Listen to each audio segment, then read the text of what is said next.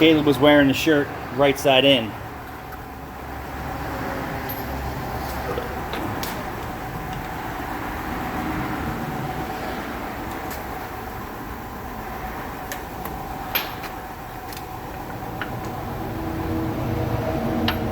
Are you twerking at the spec, sir?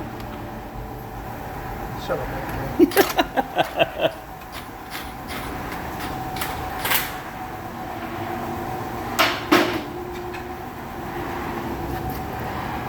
Well, you guys really love that Klein Tools 6-pound hammer, huh? Oh yeah.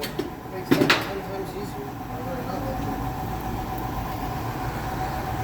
All these years, right?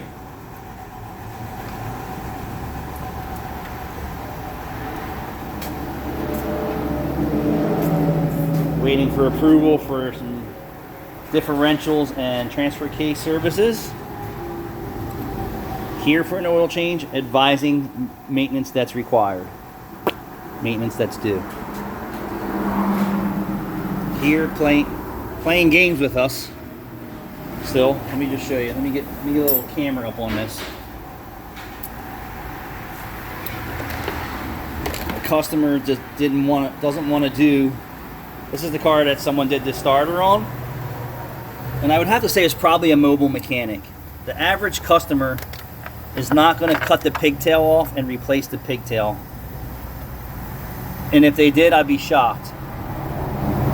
So they must have had a mobile mechanic come out and do this job and created all the problems.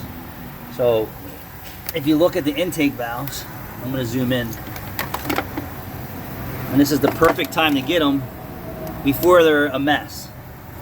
You see that build up on the valve stem? That's not the only problem. At the bottom of the valve. You see all that? So now that the intake's off, it's actually less labor for us to go in there and get this all cleaned up for them. Customer declined that. I said, well, when I put her car back together and she still has problems, I don't want to hear about it.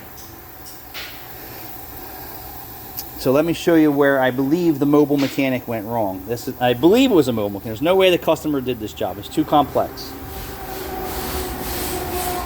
They didn't bolt the lower bracket on. Let me show you.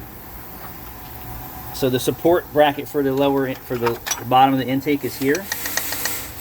What they did is they didn't put those bolts back in. What they did is they put the bolts back in the intake manifold and tried to install the intake manifold with the lower bracket still in place. We don't even take the intake manifold off when we do these jobs. We leave the intake manifold in place when we do the starters. We do everything from the bottom and eliminate all this extra work that you have to do the starter. A lot of people don't realize that. But in this case, I had to take it all apart to find out what they screwed up on the way in and out. So obviously it's not a skilled person who was doing this, because they would say, hey, Mr. Customer, your intake valves are getting pretty nasty and they're not going to get any cleaner if you don't do something about it now. That was their one mistake. Two, the second mistake was they had bolts above this bracket putting pressure on the intake manifold, which is here. These were left in and the bracket was pushing on the intake manifold. The next mistake was that they didn't notice that this collar on the intake manifold is way above the plastic seat. So you're not necessarily tightening the intake manifold down. You're tightening it to this collar and it's not going back. And I'm going to give you another example. Flush. Flush. Flush. Flush. And that doesn't sit in the intake manifold. So that collar, for some reason or another, is pushed down, preventing you from twerking it down right. So they missed this problem. We advise the customer either replace the intake manifold or we resurface this piece here so we can get that. And then this. So they screwed up here. They missed that. They didn't put new intake gaskets on. Had to have been a mobile mechanic. It doesn't have this bit. Oh. There's a tube, but that tube just gets capped off. Oh. Missing the cap. All right. Well, I'm going to stand behind my issues with that is it needs a trans. He said it only stalls when he comes off the highway.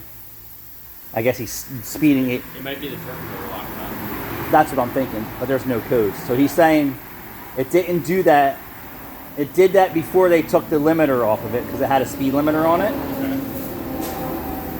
And then they took the speed limiter off and it's still doing it No, he's saying it didn't do that until we worked on it, which I doubt. And then they took the limiter off of it, and it's doing it. And I'm like, well, there's no code, so that tells you that we didn't do anything wrong. Because if we did something wrong, there would be codes behind it. Yeah. And that's a torque converter solenoid locking up because it's getting too hot. Yeah. So he doesn't want to believe that, but take it to a trans shop, they're going to tell you the same thing. It's had a trans problem, and that's the way it goes. So I'm going to tell you again, this was a mobile mechanic. That wasn't a good mobile mechanic. Because if he was a good one, he would advise carbon on the valves. Two, an average person is not going to cut that connector and have a crimping tool, right? Not going to do that. So that's, and then putting the bolts back in the intake here, and then screwing that up, and then not having enough thought process here to see that that bushing was a problem in the intake. So I'm going to say this was a low quality mobile mechanic who did that. That's my guess. There's no way the customer did that. This is too complex of a job. If you don't know nothing about cars and you're going to go at this job, you're asking to screw it up. Unless you know your way around a car. Not to mention they did way more than they had to. And I said that too. If they watch our videos, we don't take intake manifolds off. Pull that Never. lower bracket off. And that's it. That's it. I don't even pull the intake Nothing. off for the throttle Yep. body or the intake or anything. So let alone that, they weren't even a skilled mobile mechanic. I'm going to guarantee that that's how this went down. But what blows my mind is they went to Jiffy Lube for an oil change. Because it kind of screws me up. Like, why would you go pay? You're not getting a cheap oil change at Jiffy Lube and Pep Boys anymore. And then why would you not go back to the boys for a starter job? And if you did, and you're not telling us, they did a shitty job. It had to be towed there. They probably didn't want to have to pay that tow bill. Oh, that's possible. Or this was a friend.